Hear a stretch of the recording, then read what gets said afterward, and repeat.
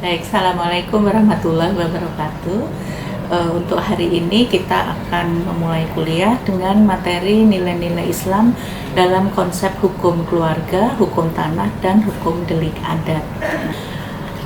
Di dalam syariah Islam itu terdapat 3 aspek. Yang pertama adalah aspek i'tiqadiyah atau akidah, berbicara mengenai keimanan. Yang pertama adalah iman kepada Allah, yang kedua iman kepada malaikat, yang ketiga adalah iman kepada kitab-kitab Allah, yang keempat adalah iman kepada nabi dan rasul, kelima iman kepada hari kiamat, dan keenam adalah iman kepada qada dan qadar. Nah, mengenai aspek i'tiqadiyah di sini dipelajari oleh ilmu usuluddin. Yang kedua adalah berbicara mengenai akhlak atau khuluqiyah yang dipelajari oleh ilmu tasawuf. Berbicara mengenai akhlak ini adalah berbicara mengenai baik dan buruk. Yang ketiga adalah aspek amaliyah, baik aspek amaliyah ibadah yang dipelajari oleh fikih ibadah maupun aspek amaliyah muamalah yang dipelajari oleh fikih muamalah. Nah, terkait dengan mata kuliah Kapita Selekta Hukum Adat yang berbicara nantinya mengenai hukum keluarga, hukum perkawinan, hukum waris, hukum tanah, dan hukum delik adat, nanti materi-materi tersebut tentunya terkait dengan aspek i'tiqadiyah, aspek khuluqiyah, dan aspek amaliyah, khususnya amaliyah yang muamalah. Nah, di dalam nilai-nilai adat itu terdapat nilai religiusitas, kejujuran, kerukunan, humanitas atau kemanusiaan, kebersamaan, kolektivitas, musyawarah, dan keadilan. Beberapa contoh nilai-nilai keislaman dalam hukum perkawinan adat bahwa sahnya suatu perkawinan itu tetap dikembalikan kepada ketentuan pasal 2 ayat 1 Undang-Undang Nomor 1 Tahun 74. Perkawinan adalah sah apabila dilakukan menurut hukum masing-masing agamanya dan kepercayaannya itu.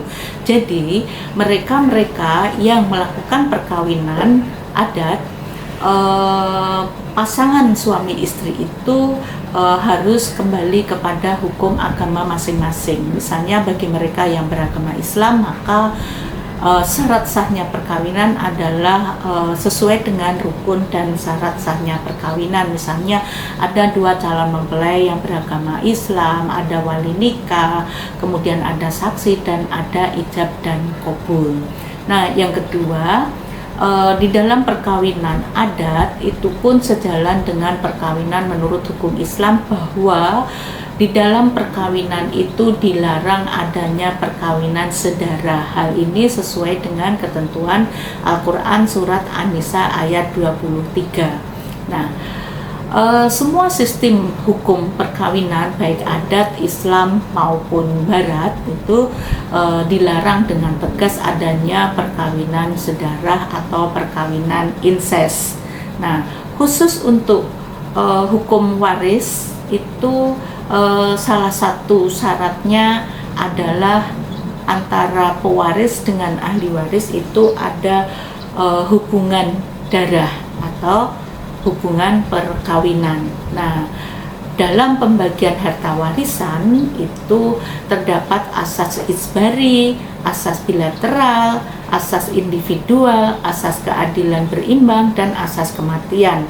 Hal ini sesuai dengan ketentuan Surat An-Nisa ayat 11, 12, dan 176.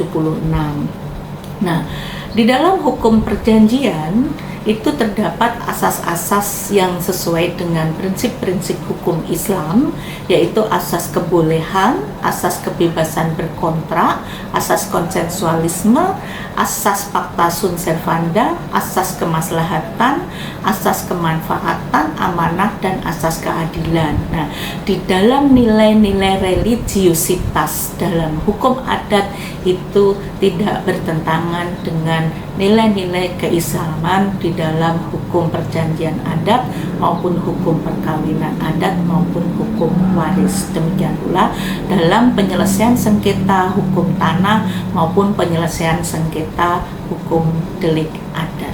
Terima kasih. Assalamualaikum warahmatullahi wabarakatuh.